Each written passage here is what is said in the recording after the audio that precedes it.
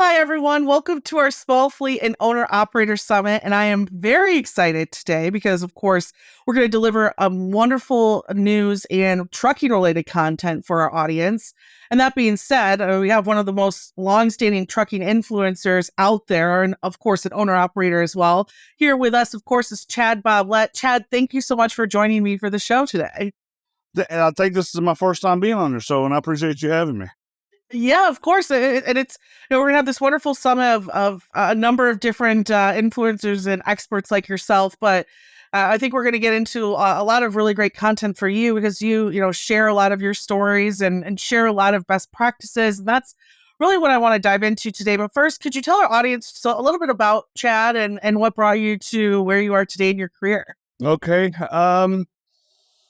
Well, graduated high school, and first thing, I'll try to make it brief. If not, I can go on for a couple hours, something like that. But graduated high school, went to the Marine Corps, did it for 10 years. And when I got out, I pursued police officer. I wanted to be I got into really wanting to do the state police thing here in Kentucky. But you have to wait till the academy starts, and I couldn't really wait for money and training and all that stuff. So I immediately, the quickest and easiest at that time in 2006 was to get into trucking. I did that. First driving job was TMC, which is a flatbed company. The second driving job, did that for a year. Then the second driving job I had was McLean, and anybody that knows McLean knows that it's hard work. And I ended up getting crippled from that job, or temporary crippled, where I had to go to the hospital, and that led where I had to go to the hospital. I had to get surgery done on my knee and my neck. I had to live on short-term disability. Basically, I almost had to restart my life, and by restarting my life was the best thing ever.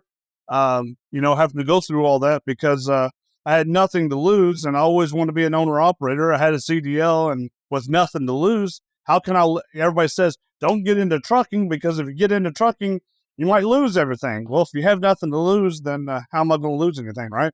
So that's how I got into trucking. That was 13 years ago. And March will be, and what probably where most people know me is how I got involved in social media, which is I started the Facebook group Rate Per Mile Masters, and that has exploded into something that I never envisioned to what it is now, and basically how that started. I know you got more stuff that you want to ask me, but basically how that started was being an owner-operator carrier and being at these shippers, receivers, and truck stops and talking to other drivers I like to talk. And I was fascinated about the kind of money you made as a company driver and the kind of money you made when you own the truck and you own the company and you get 100% of the money. It's like, what I just did in one day was pretty easy. And I made more money on that one load than I would have all week working for somebody else. And so that fascination made me want to talk to people, tell people, hey, what are you doing? How much money are you making? Who are you driving for? I did the same thing you did. And look, here's my rate sheet. Look how much more money I'm making than you. And that's kind of throwing in someone's face, but I can teach you how to do what I'm doing. Everybody should be doing what I'm doing. Nobody should be working that hard. You should be getting your own truck. And anyway, so that led me to a path of teaching other people, because it was a fun subject to talk about. And then somebody told me there's you can do this on Facebook, and that made it a lot easier. There you go. Well, hey, no, I mean, to be honest with you, I mean, I appreciate the candidness, because that's why we have you here today, is to dive into a lot of those best practices as well. And as you transition into becoming an owner operator truck driver, I'm interested in. You said like you had nothing left to lose, right? But I'm sure there were some challenges when you first started, and even today with markets as where they are. What are some of the biggest challenges that you feel like you've had to overcome in your career as an owner operator? Well, I jumped in, and there was no Facebook group to teach me. This was 2006. There was nothing out there to really teach me how to get started. I just jumped in and said, well, if I'm going to be an owner operator, the first thing I need to do is buy a truck. I had to go through that challenge, and that was one of probably the biggest challenges of all, because nobody's going to give you money to go buy a truck. That I remember having, I'd get mail, and I had a good name, I had good credit. I just didn't have no money because I was out of a job and I was on disability from my knee surgery, and so having that, they would give me an advertisement and say, and at that time Humvee was out and everybody wanted the Humvee, and that was a nice luxury car, and I would get this advertisement, hey, you qualify for a $50,000 Humvee. So I'm like, well, if they're going to give me a $50,000 Humvee, they should give me $35,000 to buy a truck. And they rejected me. I have a perfect credit score, but you're not going to give me $35,000 to buy a truck. And I was like, man, just, someone like me, if they're going to do that to me, they do it to everybody. That was my eye opener. And my way around that was doing the total thing that nobody else normally does or preaches about. And that's where I went and applied for a bunch of credit cards and bought my first truck with credit cards. I had it in my brain, though. I was always worried, like, man, if I get this loan, if I'm late on those payments, they'll come and repo my load or repo my truck. But a credit card, they're not going to come repo my truck. I'll stay gone. Also, I'll keep that truck hidden. I'll stay on the road so much they'll never find me. So anyway, that's how I got started. And that was a challenge. And I was just actually talking about that with a company that helps financing. They do a lot of financing for the bigger fleets. And my big subject was we need a good source for the small guy getting into this financing for them, because they don't have no option. But the only option they have is to go lease on or to do the whole lease purchase program that the big mega carriers do. And my gosh, if you read the site, well, okay, all right, I'm not stepping on toes here, but if you read, FreightWaves even puts out material telling about how horrible those deals are. I'm not see it. As soon as you get it paid off, they start showing you the shiny keys of a brand new truck. Well, you got 300,000 miles on it. You don't want to be in that truck no more. We'll put you in this other truck, and then the whole cycle. Anyway, that's a whole nother subject. But yeah, that I hate that because it hurts. It hurts people that was in my position at one time. That was a challenge. Do you feel, on that note, do you feel like there's a lot more groups, especially in the financial side of things, that are willing to help drivers out now? Like you said, do you feel like today that there's places for drivers to go to start their own operation? As far as getting into the truck, no, we still have a huge problem in this industry of helping, and that's been my my intercom, my message, the thing that I've tried to help out, because I see the difference between going from being a company driver. I skipped leasing on anybody. That just didn't even make sense. And I looked into that. I'm like, you're going to take, 20%, 35% just for me to lease onto you, where I can pay $50 and work with all the load boards and I get all the money. Why would someone lease onto someone? But, anyway, so yeah, that's one of the biggest challenges. That's the thing that I try to teach and help out people get over that, it's like anybody can go out and buy a brand new car for $50,000, but you can't give me $35,000 to buy a truck that I grossed almost $1 million with and still sold that truck for $20,000. So $15,000, I made that kind of money, and a bank wasn't willing to risk it with me. Banks, they know what they're doing, but I just wish there was more there to help out the small guy. To help out the small guy get into that first truck. Yeah, and you're right. The leasing aspect, it's such a flashy trap that gets people so often. So I'm happy that you're out there trying to help with that aspect. I know I've seen you often as well as talk on safety in the industry. Even talking about the injuries that you had yourself. How do you think that we could, or at least owner operators can, maintain better safety standards on the road, whether it's driving compliance or even just their own physical health, like you've had to overcome? Safety, focusing on your health. That's as I get older, I really, grew up here in Kentucky. That's where I'm at today. And, I did 10 years in the Marine Corps. All my life is, if I were to tell you my life story, it would be nothing, but you'd realize, like, dang, this guy really worked hard all of his life. And then I grew up poor, trailer park poor, and I used to work in the farms before I turned 16. When I turned 16, I got real jobs, and then the Marine Corps was a really hard job. But I'm just built like that to work really hard. Even now, I work all the time. But look, going back to that safety, my gosh, in the trucking, I probably never worked harder in my life than I did when I was driving a truck. And EOD was kind of a good thing in disguise, because that makes you to where you're not filling out 2 logbooks, you're not doing all that crazy stuff. But anyway, I mean, that's the first thing that comes to my mind when it comes to safety. If you're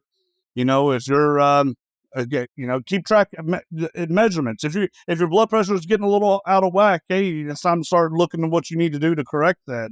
If you have sleep apnea, get these things tested. If you're 10% overweight, maybe you need to cut back 10% of your drive and dedicate 10% of your life to getting back in line. I say that all the time I don't like talking about health wise because I got too much maintenance myself I need to work on. And my friend, he's this little bit skinny guy, and his social media stuff that he does out on the road is he always wants to take pictures of eating these mountains of crazy desserts and stuff. And I'm like, how does he eat that and stay so skinny? Just we're not all built the same, and being out on the road and not taking, it's something that we have to be focused on and conscious about is taking care of our health. You know what? I'm gonna say I'm right there with you. I'm going through my own like health journey right now, and it's surprising. You brought up like blood pressure, right? Like how these little things can all kind of start, especially as you get older, right? Start attacking each other, and then whether it's like sleep issues, blood pressure problems, things like that. And now I'm fortunate to live at home, live in an experience where I can go for a walk whenever I need to, where I can make sure I'm eating healthy foods. How do you maintain that lifestyle over the road, trying to stay healthy? But of course, like being in the truck all day and then being at truck stops all day. How do you manage that? Well, I've been doing this a long time. I'm fortunate to where I don't have to be out on the road like I used to, but um, I just remember looking back at it, and I would cheat the system. Okay, well, I'm just going to do fast food today, and that fast food today would turn into, well, I'm just going to do fast food tomorrow, and then, I drove all day. It's time to eat before I go to bed. Those were such horrible habits. Eating before you go to sleep, eating carbs before you go to sleep, because you need that carbs and sugar. It's a book I just was reading here recently about how carbs will like after 6 o'clock, carbs and sugar will actually affect your quality of sleep. Um, if there's Tim Ferriss, his podcast, what the latest book that he put out, he asked this repeated question: "What have you recently purchased for less than $100 that's made the biggest impact on your life?" Right here it is. This Fitbit. If we were to give anybody advice when it comes to health and that could help them out on the road, would be this. And if you live by it, having this Fitbit, it tells you how many steps you do per day. And your goal should be, if you had this and you wore it all the time, you would realize that if I get if I can get 10,000 steps a day, it starts to affect my health. My blood pressure does better. And this will also tell you how well your sleep is. I mean, that's a third of your life is sleep. So the better sleep quality you get, the better it affects all of your other qualities of life. Eating at home, or preparing the thing that I hear other truck drivers talk about, and I totally agree with them, is the more you can prepare your food at home and take with you out on the road, the better off you're going to be, because it's just so hard to get good quality, healthy food when you're out on the road. I mean, we're stuck with the TAs and the Petros and the pilots and the flying jet where they give you, where it's fast food at those places. I mean, Petro was going to make it a little bit better where you get to sit down and eat a hot meal, but we get in so much of a rush and we're up against the clock to get we'll just eat whenever we have time for it. And anyway, that leads into the eating the junk gear stuff. I mean, fasting, I'm a big proponent of fasting, and another book I read talked about how sugar has absolutely zero nutrition factors to it. So the more you can cut that out of your life, the better off you are. Again, I don't want to be the person that talks about health, because that's my next thing that I will start doing in the future, is talking about health. But I want to make sure I'm an example, and I can take off my shirt and look at my 6-pack abs. I'm not there yet. I will say though, it's interesting because I said these are also best practices for I think anyone, even regardless if you're on the road, right? So I appreciate the help, especially as I go through my own journey now today. I want to go back to the health is wealth. Health is wealth. Let's always remember that health is wealth. What good is it to make a whole bunch of money if you're not going to be healthy and be able to live? It's something you could also write about and look into how bad it is. We don't even make it too much talk, but I read this study about how the average truck driver, truck drivers, their life expectancy is 61. Isn't that horrible? Isn't that horrible? I mean, so many people want to disagree with me with that, but I believe in the study that I read. 61 years old, you don't even make it to retirement at for 65. We should. So if we're dying as truck drivers 16 earlier than everybody else, then we should probably think about retiring about 16 years earlier than everybody else. And if we did, cut back on the miles and did a little bit more focus on our health, maybe we would be able to live a little longer. True, very true. And I want to kind of wrap this up on the market and the industry today. We've gone through a pretty terrible market for drivers, owner operators. We've seen a lot of companies, leave the industry, whether it's because they want to or because they've physically kind of pushed to. I'm wondering, what advice are you giving drivers today to keep surviving in this market? Because I feel the turn coming, right? So how are you speaking with drivers in your Facebook group too, and advice to get through these times to make it out at the other end of this market? Well, on discussion that I had with the company yesterday, my last final, I was out in Texas with them, and my final words to them was the drivers we have, the customers you have today is probably the strongest customers you've ever had. Because look at what they went through. We've seen if you made it through to this point, then there's a really good chance you're gonna be around the next 6 months to a year. You're the hardcore ones. You're the best of the best. There ain't nobody behind you that's ever been through what you've been through right now.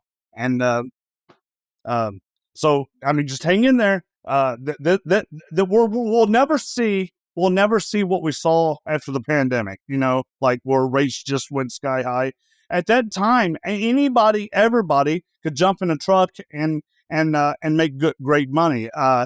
You're right, but now you have to apply fundamentals and start working on relationships, and you're gonna have to be smart about it, or you'll end up being a part of the ones that are left. But any of those, FreightWaves works with a lot of different industry providers, companies that their customers are carriers. Well, let me tell you, don't put so much focus in grabbing new people, grabbing new customers.